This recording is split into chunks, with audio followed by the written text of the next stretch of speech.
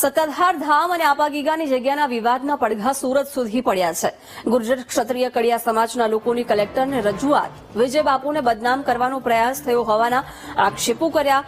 આપાગીગાની જગ્યાને બદનામ કરવાનો પ્રયાસ ગણાવ્યો। આરોપીઓ માટે તટસ્થ તપાસની માંગ સાથે કલેક્ટરને આવેદનપત્ર પણ આપ્યું છે।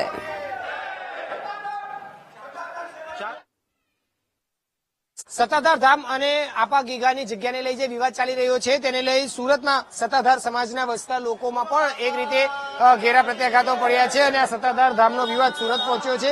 ખાસ કરીને શ્રી ગુર્જર ક્ષત્રિય કાપડિયા સમાજ ના લોકો અત્યારે છે તે સુરત કલેક્ટર કચેરી ખાતે એકત્ર થયા છે અને પરમ પૂજ્ય મહંત શ્રી વિજય બાપુના જે સત્તાધાર ધામના બાપુ છે તેમના સમર્થનમાં આવ્યા છે અને જે રીતનો અત્યારે જગ્યાને લઈ વિવાદ ચાલી રહ્યો છે તેમાં તટસ્થ તપાસની માંગ અત્યારે તમામ લોકો કરી રહ્યા છે। ત્યારે સમાજના જુદા જુદા જે આગેવાનો છે તેમની સાથે આપણે વાત કરવાનો પ્રયત્ન કરીશું। તમે જણાવશો અત્યારે કઈ રીતના અહીંયા માંગ લઈને આવ્યા છો, શું રજૂઆત છે, શું કહેશો? છેલ્લા ઘણા સમયથી પાયા વિહોણા આક્ષેપો, ભ્રામક માહિતીઓના આધારે જે સત્તાધાર ધામને બદનામ કરવાના જે ષડયંત્રો ચાલી રહ્યા છે, એ ષડયંત્રોની પાછળ કોણ છે, આગળ કોણ છે, પ્રત્યક્ષ કે પરોક્ષ રીતે કોણ એની ભૂમિકા ભજવી રહ્યું છે એની તપાસ થાય।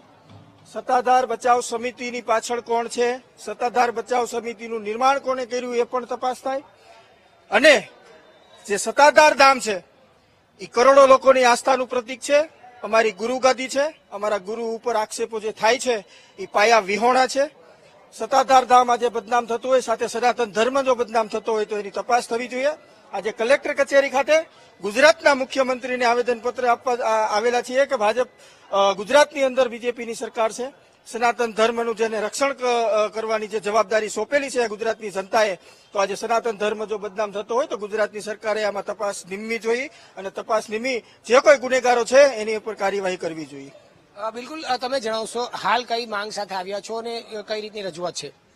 જે સત્તાધાર ઉપર આક્ષેપો થઈ રહ્યા છે એને અનુસંધાનમાં અમે જે ગુનેગારો છે એમને સજા થવી જોઈએ।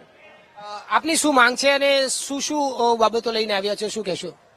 અમારી કતારગામ સમાજ તરફથી એ માંગ એ છે કે સત્તાધારમાં છેલ્લા 6 મહિનાથી આ જે કંઈ વિવાદ ચાલી રહ્યો છે એ વિવાદની નિષ્પક્ષતાથી તપાસ થાય અને સંપૂર્ણ સત્ય બહાર આવી અને શાંતિપૂર્ણ માહોલ સર્જાય, આવી અમારી માંગ છે। બિલકુલ, સમાજના તમામ જે જુદા જુદા વર્ગના લોકો જે છે તે અત્યારે કલેક્ટર કચેરી ખાતે ભેગા થયા છે। ખાસ કરીને જે સત્તાધાર જે મહંત બાપુ છે તેમના સમર્થનમાં લોકો ભેગા થયા છે અને જે રીતે આખો જગ્યાને લઈને વિવાદ ચાલી રહ્યો છે તેમાં નિષ્પક્ષ તપાસ થાય તે પ્રકારની માંગ અત્યારે કલેક્ટર કચેરી ખાતે આવીને મુખ્યમંત્રીને આવેદનપત્ર આપીને કરી રહ્યા છે અને તેમાં કોઈ પણ પ્રકારના અનિચ્છનીય ઘટના એટલે કે કોઈ આરોપ જે લાગી રહ્યા છે તે આરોપની સામે તપાસ થઈને તેમની સામે કડક કાર્યવાહી કરવામાં આવે તેવી પણ હાલ તમામ સમાજના લોકો માંગ કરી રહ્યા છે। કેમેરામેન દેવેશ સોલંકી સાથે ધ્રુવ સોમપુરા, વીટીવી ન્યૂઝ, સુરત।